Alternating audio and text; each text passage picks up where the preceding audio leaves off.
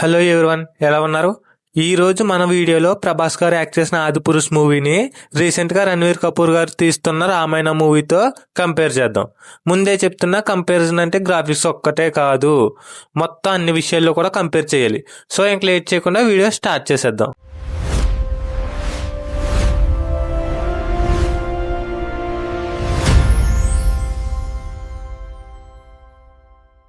నేను ముందే చెప్తున్నా, నేను దేవుళ్ళని కాదు, జస్ట్ మూవీని మాత్రం కంపేర్ చేస్తున్నాను.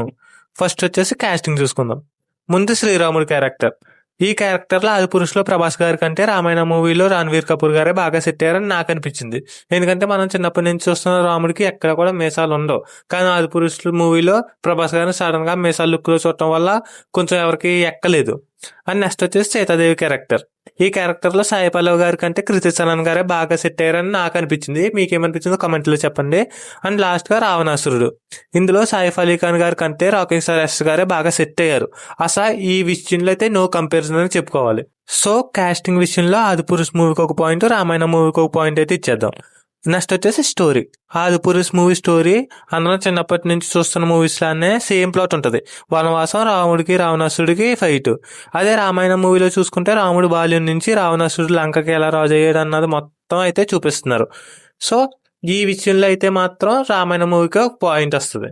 అండ్ నెక్స్ట్ వచ్చేసి సాంగ్స్. అదేంటి బ్రో, రామాయణ మూవీలో సాంగ్స్ ఇంకా రిలీజ్ అవ్వలేదు కదా అంటారా? దానికి నేను చాలా ఈజీగా ఆన్సర్ ఇచ్చేస్తా.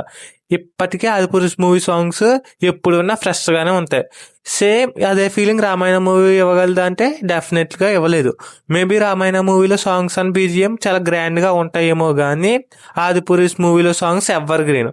సో ఇక్కడ ఒక పాయింట్ ఆదిపురుష్ మూవీకి వస్తుంది. అండ్ లాస్ట్ అండ్ ఫైనల్ గా గ్రాఫిక్స్. ఇక్కడ ఏది బెస్ట్ అంటే డెఫినెట్ గా రామాయణ బెస్ట్ అని మీలో చాలా మంది అనుకుంటారు. కళ అనుకునే ముందు నేను కొన్ని క్వశ్చన్స్ అడిగితే దానికి ఆన్సర్ చెప్పండి. ఆదిపురుష్ మూవీ బడ్జెట్ 350 నుంచి 500 కోట్లు అయింది. అండ్ రామాయణ మూవీ బడ్జెట్ 2000 కోట్లు.